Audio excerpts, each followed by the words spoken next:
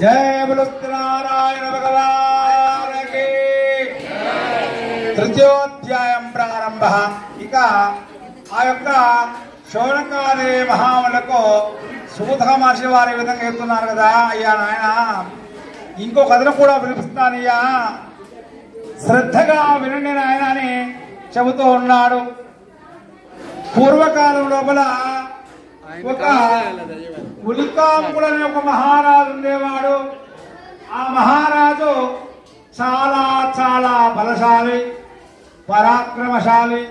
అలాంటి మహారాజు ఒక సమయాన భద్రశీల తీరాన సతీ సమేతంగా విధి విధానంగా అంగరంగ వైభవంగా రమా సమేత సత్యనారాయణ వ్రతాన్ని చక్కగా ఆచరిస్తున్నాడు. ఆ రాజ్యంలో ఉన్నటువంటి ప్రజలందరికీ కూడా అన్నదానం చేస్తూ ఉన్నాడు, వస్త్రదానం కూడా చేస్తూ ఉన్నాడు. అదే సమయాన ఒక సావుకారి తన వ్యాపారాన్ని అలా ముగించుకొని వచ్చాడు. వచ్చి, అయ్యో ఓ మహారాజు గారు ఏమో చేస్తున్నారు, ఇక్కడ ఏం చేస్తున్నారు మహారాజు చూడాలి, చాలా మంది ప్రజలందరూ ఉన్నారు, ఇక్కడ జమకుడారు ప్రజలందరూ కూడా అని చెప్పేసి ఆ సావుకారు అక్కడికి వెళ్ళాడు. అక్కడికి వెళ్ళేసరికి జయ జయ నాదాలు వినిపిస్తున్నాయి సావుకారికి. ఇంకా ఆశ్చర్యపోయాడు, ఏమిటి ఈ రాజ్యంలో ఏం జరుగుతుంది అని చెప్పేసి దగ్గరగా వెళ్ళేసరికి మహారాజు గారు అందరికీ అన్నదానము వస్త్రదానము అన్నీ చేస్తూ ఉన్నాడు. ఇంకా ఆ సావుకారు వెళ్ళి, ఓ మహారాజా ఈ పూజ ఎందుకు చేస్తున్నారు స్వామి, మీరు యొక్క రాజ్యానికే మహాప్రభు కదా, మరి మీకేమి గొడవైంది స్వామి, ఈ యొక్క పూజా కార్యక్రమాన్ని సాక్షాత్తుగా మీరే చేస్తున్నారంటే ఈ యొక్క పూజలో చాలా గొప్పదై ఉంటుంది స్వామి. ఈ పూజా కార్యక్రమం ఎందుకు చేస్తున్నారు నాకు చెప్పాలి, నేను తెలుసుకోవాలి స్వామి. సావుకారి బతిలాడుతున్నాడు మహారాజుని. ఇక మహారాజు గారు విన్న మహారాజు గారు, యా సావుకారి, ఈ యొక్క రాజ్యానికి నేను ఎంత పెద్ద రాజునైతేనేమి, నాకు ఎంత బలం ఉంటే ఏమి, ఎంత సైన్యం ఉంటేనేమి, నా తదనంతరము ఈ రాజ్యాన్ని పాలించాలంటే యువరాజు కావాలి కదా, నాకు పూర్తిగా సంతానమే లేకపోయే, మరి ఆ యొక్క సంతానానికని రమా సమేత సత్యనారాయణ వ్రతాన్ని ఆచరిస్తున్నానయ్యా సావుకారి. ఈ యొక్క వ్రతము చాలా చాలా విశిష్టమైన వ్రతమయ్యా ఇది. ఈ వ్రతాన్ని భక్తిగా శ్రద్ధగా వినయంగా ఎవరైతే ఆదరిస్తారో కోరిన కోరికలన్నీ కూడా తప్పకుండా తిరుగుతాయ్యా సావుకారి అని చెప్పేసరికి ఆ సావుకారి ఆనందానికి అంతము లేదుగా చిందులు వేస్తున్నాడు సావుకారి. చక్కగా సంతోషంతో తీర్థము ప్రసాదము తీసుకొని స్వామివారికి సాష్టాంగ నమస్కారం కూడా చేశాడు. చేసి నమస్కారం చేస్తున్నాడు. ఏమనంటే, స్వామి సత్యనారాయణ భగవంతుడా, మహారాజు అంటే అధికారం గలవాడు, ధనము గలవాడు కాబట్టి పూజా కార్యక్రమాన్ని ముందుగా చేస్తున్నాడు. మరి నాకును కూడా సంతానం లేదు మహానుభావ, స్వామి ఆపద్బాంధవ, నాకు సంతానం లేదు, మీ యొక్క అనుగ్రహము చేత నాకు సంతానం కలిగేట్లయితే తప్పకుండా మీ వృత్తాన్ని కూడా భక్తిగా శ్రద్ధగా ఆచరిస్తానని చక్కగా నమస్కారం చేసుకున్నాడు. తీర ప్రసాదం తీసుకున్నాడు. ఇంటికి వెళ్ళాడు. ఇంటికి వెళ్ళి తన భార్య అయిన లీలావతితో ముచ్చట్లాడుతున్నాడు. ఏమనంటే, ఓ లీలావతి, నేను ఉల్కాముఖ మహారాజు భద్రశిలా తీరాన చక్కగా వ్రతం చేస్తూ తిలకించి వచ్చాను. ఇదిగో ప్రసాదం తిను. ఈ పూజ చాలా గొప్పది, మహిమ కలది. అయితే ఆ పూజా కార్యక్రమాన్ని మనం కూడా ఆచరించుకోవాలి. కానీ ఎప్పుడు కాదు, ఆ భగవంతుని యొక్క అనుగ్రహము చేత మనకు సంతానం కలిగినట్లయితే మనము కూడా వ్రతాన్ని తప్పకుండా చేసుకోవాలి అని అనుకున్నారు. ఇద్దరు కూడా భార్యాభర్తలు ఇద్దరు కూడా చక్కగా అక్షంతలు పట్టుకొని ఆత్మప్రక్షణ చేశారు. సాష్టాంగ నమస్కారం చేసుకొని మళ్ళీ తీర్థం తీసుకున్నారు. తర్వాత ఆ పూజ అక్షంతలు కూడా తలపైన చల్లుకున్నారు. ఆ విధంగా కాలం గడుస్తుంది. ఒక శుభ సమయాన తన భార్య అయిన లీలావతి గర్భవతి కూడా అయ్యింది. సావుకారి బాగా సంతోషించాడుగా. అదేవిధంగా 9 మాసాలు కూడా ఎండాయి. 10వ మాసాన 12 బిడ్డలు కూడా కనదా లీలావతి. ఇక సమయాన సావుకారి సంతోషాన్ని పట్టలేక ఇరుగు పొరుగు అందరినీ కూడా పిలిచి అంగరంగ వైభవంగా నామకరణము చేశాడు. ఆ నామకరణం లోపల కళావతి అనే నామం పెట్టాడు. ఆమెకు ఏం పెట్టాడు? కళావతి అనే యొక్క నామకరణం చేశాడు. ఇక ఆ సమయాన లీలావతి అడిగింది, ఓ సావుకారి, మనకు సంతానం కలిగేట్లయితే సత్యదేవుని యొక్క వ్రతం చేయాలనుకున్నాం కదా, మరి ఆ వ్రతానికి కూడా ఏర్పాటు చేయండి అయ్యా సావుకారి అని చెప్పేసరికి ఆ సావుకారిగా చెప్తున్నాడు ఏమనంటే, ఓ పిచ్చిదానా లీలావతి, మొన్ననే కదా అమ్మాయి నామకరణానికి డోలహరణానికి అంగరంగ వైభవంగా తిరుగు లేకుండా చేశాము. మరి ఉన్న డబ్బులన్నీ కూడా ఖర్చు అయిపోయాయి కదా. వ్రతం అంటే మాటలా ఏమిటి?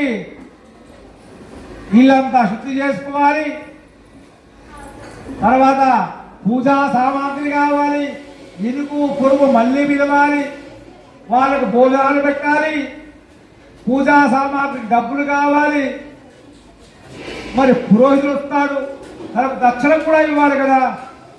మాటలు ఏమి ఇంత కథ ఉంది. అయినా తొందర ఏముంది, మన అమ్మాయి పెరిగి పెళ్లి అయిన తర్వాత పెళ్లి చేస్తాం కదా అమ్మాయికి ఎలాగలా. ఆ పెళ్లి సమయాన ఒకేసారి మనము ఆ వృత్తాన్ని చేసుకున్నాము కదా లీలావతి అన్నాడు సావుకారి. స్వామివారు కూడా సరే వీడెంత సావుకారి కుటుంబీకుడు కదా కానీలే అనుకున్నాడు. ఇంకా అదేవిధంగా తన కూతురైన కళావతి దినదిన ప్రభాన పెరిగి వెతదైపోయింది. 16 ఏళ్ల వయసు రానే వచ్చింది. ఆ సమయాన సావుకారి కొంత మదిలిచ్చి అటు చెప్తున్నాను కదా, ఓ దూదలారా, నా కూతురైన కళావతికి నేను కళ్యాణం తేల్చానయ్యా. నాకు చక్కని యోగ్యుడైనటువంటి కుమారుడు అల్లుడుగా కావాలి, అది కూడా వాడు సావుకారి కుటుంబమే కావాలి, మళ్ళీ నాకు వాడు ఇలకంగా కూడా ఉండాలి, అలాంటి వాడే కావాలని చెప్పేసరికి ఆ సోదరులందరూ కూడా వెళ్ళేసి వెతికి వెతికి వెతికి ఒక సావుకారి కుటుంబేకుడిని తీసుకొని వచ్చారు. అన్ని విధాల యోగ్యుడు. ఇక ఆ సావుకారి కూడా చూసి చాలా సంతోషపడ్డాడు. నాకు తగిన అల్లుడు వచ్చాడు కదా అని అంగరంగ వైభవంగా భూదేవంతా అలికి ఆకాశం అంతా పందిరి వేశాడు. అలా కూతురు ఒక కళ్యాణము అంగరంగా జరిపించాడు. అల్లుడు నాకు ఇలకంగా ఉంటుంది కదా అని చెప్పేసి. కానీ ఆ సమయాన అన్ని బాగానే చేశాడు సావుకారి. వ్రతాన్ని ఆచరించాలని సంగతి పిడచమైన పెట్టిన వాడాయి. స్వామివారు అనుకుంటున్నారు కదా, ఏమిటి వీడికి సంతానమే లేదంటే సంతానం ఇస్తేనే ఆ సంతానానికి కళ్యాణం కావాలంటే కళ్యాణం కూడా చేస్తేనే ఇది ఎక్కడి న్యాయం? వీడు నన్నే మర్చిపోయాడు కదా. నా వ్రత మహిమ ఎలాగైనా వీడికి తెలియాలనుకున్నాడు స్వామివారు. అదేవిధంగా స్వామివారి మహిమ చేత ఒక సమయాన మామల్లు ఆరు బయట కూర్చున్నారు. ఆరు బయట కూర్చొని ముచ్చట్లాడుతున్నారు. ఏమని అంటే, అయ్యా అల్లుడు గారు, నాన్న ఇలా చేస్తే చాలా కష్టం అయిపోతుంది. మనం ఎంతటి సావుకారం అయితేనేమి, ఎంత 10 రూపాయల వడ్డీ తీసుకుంటానేమి, మన దగ్గర ఆస్తి సరిపోవిగా. ఈ విధంగా మనం కూర్చో తిన్నట్లయితే కొండలు కూడా కరిగిపోతాయి నాయన. తక్షణమే మనం వ్యాపారానికి వెళ్ళాలని ఇంట్లో ఉన్న ధనాన్నంతా కూడా వడ్డీలకు ఇచ్చారు. ఎట్లా న్యాయపరమైన వడ్డీకి ఇచ్చారు. చాలా న్యాయపరమైన వడ్డీ ఇచ్చేశారు. ఇచ్చేసి ఆ భగవంతుడి మాయ చేత వాళ్ళు వేస్తున్నారు ఒక భద్రశిలాతిరానికి. ఆ యొక్క మహారాజ్యాన్ని చంద్రకేతు మహారాజు అనేవాడు పరిపాలించేవాడు. ఆ విధంగా ఆ భగవంతుడి మాయ చేత ఆ యొక్క రాజ్యంలో దొంగలు వచ్చారు. దొంగలు వచ్చేసి ఆ రాజ్యంలో ఉన్న ధనాన్ని అంతా కూడా అపహరించుకొని పారిపోతూ ఉన్నారు. భగవంతుడి మాయ చేత భటులు తరుగుతూ ఉన్నారు దొంగలను. దొంగల ముందర భటులు వెనకాల ఆ విధంగా పరిగెడుతూనే ఉన్నారు. అదే సమయాన ఈ మహామాలు ఎదురుగా వస్తూ ఉన్నారు. ఎదురుగా వస్తూ వస్తూ ఇక కొంతసేపు మనము విరామం తీసుకుందాం అనుకుని ఇద్దరు కూడా ఒక చెట్టు కింద ఆరబయట కూర్చున్నారు. భగవంతుడి మా చేత దొంగలు కూడా పరిగెత్తలేక ఆయాసపడి ఈ మహామాలు ఎక్కడైతే కూర్చున్నారో వారి పక్కన ఆ దోచుకున్న ధనాన్ని అంతా కూడా ఆరవేసి దొంగలు వెళ్ళిపోయారు. ఇక వెనకాల ఎవరు వస్తున్నారు? దొంగల వెనకాల ఎవరు వస్తున్నారు? భటులు చక్కగా వచ్చారు. వీళ్ళే దొంగలేమో ఇద్దరు అనుకొని ఇద్దరు కూడా బంధించి తీసుకొని పోయారు. లాభో దివనం మొత్తుకుంటున్నారు కానీ వినేవారు ఎవరు కూడా లేరు అక్కడ. అయ్యా నాయన దొంగలం కాదురా నాయన, దొంగలం కాదురా నాయన, మేము సావుకార్యం రావద్దా, డబ్బులు ఇస్తాము, వడ్డీలకు ఇస్తాము, మా దగ్గర రత్నాలు ఉన్నాయి, రంగులు రాళ్ళున్నాయని చెప్పి వినే ఇంటర్లో ఎవరు కూడా ఇలా మానవరు పట్టించుకున్నారు. ఇక రాజుగారు తీసుకుపోయారు. రాజా ఈ విధంగా దొంగిలించారు, పట్టుబట్టారు వీళ్ళు అని చెప్పేసరికి రాజుగారు ఎలాంటి విషయం లేదుగా మీరు తీసుకెళ్లి చెరసాలలో బంధించండి, అది కూడా చెరసాల చీకటి గదిలో బంధించామని చెప్పాడు రాజుగారు. అయ్యా మహారాజా దొంగలను కాసుమా, మేము సాహుకారు కుటుంబీకులు మహారాజానిలు ఎంత మొత్తుకుంటున్నా కానీ వింటలే మహారాజు. బంధించబడ్డారు. ఇక ఇంటి మీద వీళ్ళ భార్య చూస్తున్నారు. అయ్యో ఎక్కువ వీళ్ళు వ్యాపారానికి వెళ్తే మా ఆయన ఎప్పుడే కానీ 3 రోజుల్లో 5 రోజులకు వెళ్తాడు, వారంగా వస్తుంది కదా, మరి ఏం ఆపద వచ్చిందో, ఎందుకు రాలేదు అని ఆ యొక్క లీలావతి చాలా కలవరపడుతూ ఉన్నది. కానీ కూతురు చెప్తలేదు, కూతురు కూడా భయపడుతుందేమని చెప్పేసి కూతురు స్వేచ్ఛగా ఉంది, కొత్తగా పెళ్ళయింది, అయినా స్వేచ్ఛగానే ఉంది. తల్లి మాత్రం బాధపడుతుంది. మా ఆయన ఎప్పుడైనా 3 రోజులు 5 రోజులకు పోతాడు, వారం అయిపోయింది వ్యాపారానికి వెళ్ళి, అల్లుడు తీసుకెళ్ళాడు, ఏమైందో ఏమని దగదగా ఆమె వణుకుతున్నది. అలాంటి సమయాన కూతురైన కళావతి ఏం చేసింది, ఊళ్ళోకి వెళ్ళొస్తానని వెళ్తుంది. ఊళ్ళోకి వెళ్ళేసరికి ఒక ఇంటి లోపల సత్యనారాయణ వృత్తాన్ని పూర్తిగా తిలగించింది. ఆ వ్రతాన్ని తిలగించేసి తీర్థము ప్రసాదము తీసుకొని ఆ తర్వాత మళ్ళీ అమ్మగారికి కూడా ప్రసాదం తీసుకుంది, భోజనం చేసింది, చక్కగా అట్లా సేతురాలతో ఆడుకున్నది, ఇంటికి వెళ్ళింది. వెళ్ళేసరికి అక్కడ లీలావతి పెద్ద పుల్ల గాండ్రిస్తూ ఉన్నది. ఏమిటమ్మా ఎక్కడికి వెళ్ళావు నువ్వు, ఇప్పటిదాకా ఎందుకు వెళ్ళావు, ఏ పని మీద వెళ్ళావు, ఇప్పటికే మీ నాన్నగారు అల్లుడు గారు చాలా అభివృద్ధి తల్లి, నువ్వు ఎందుకు పోయావు, ఏమిటి నీ యొక్క ఆలోచన అని గట్టిగా ఆలోచనకి ఆ కళావతి వణుకుతూ చెప్తుంది. అమ్మా నేను ఎలాంటి తప్పు కూడా ఎరగనమ్మా, నేను మా స్నేహితురాలకు వెళ్ళాను, అక్కడ వెళ్ళేసరికి రమాసమేత సత్యనారాయణ వ్రతాన్ని తిలకించానమ్మా, ఇదిగో తీదో ప్రసాదము, ఆ యొక్క వ్రతము చాలా గొప్పదట, ఆ వ్రతాన్ని మనము కూడా చేసుకున్నామా తల్లి, అద్భుతంగా ఉన్నాయి పంచామృతాలని చెప్పేసరికి ఆ లీలావతికి ఆత్మ వస్తుంది. అయ్యో సమయాన మీ నాన్నగారు కూడా ఒక వ్రతాన్ని చేయాలనుకున్నారు, కానీ వృతాన్ని చేయలేకపోయారు.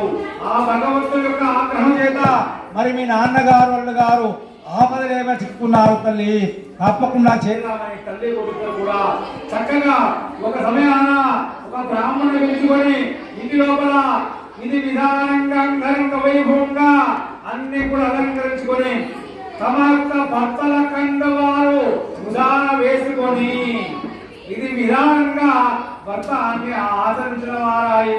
వ్రతాంతా అయిపోయిన తర్వాత స్వామి సత్యనారాయణ భగవంతుడా మా భర్తల యొక్క అపరాధాన్ని క్షమించు స్వామి, వారు ఎక్కడ ఉన్నా సరే క్షేమంగా వచ్చేట్టుగా దీవించమని పరిపరి రకాలుగా కోరుకున్నారు. స్వామివారు కూడా వారి మొర విన్నారు. ఇక మొర వేసి ఆ చంద్రకేతు మహారాజుతో స్వామివారు అగబడి చెప్తున్నారు, ఓ మహారాజా, నీవు బంధించిన వాళ్ళు దొంగలు కాదు సుమా, వారు సావుకారు కుటుంబేయులు, తక్షణమే వారు వదిలిపెట్టు, లేదంటే నీ రాజ్యమంతా కూడా అల్ల కల్లోలమైపోతుంది అని చెప్పేసరికి ఆ రాజుగారు కూడా వణికిపోతూ ఉన్నారు.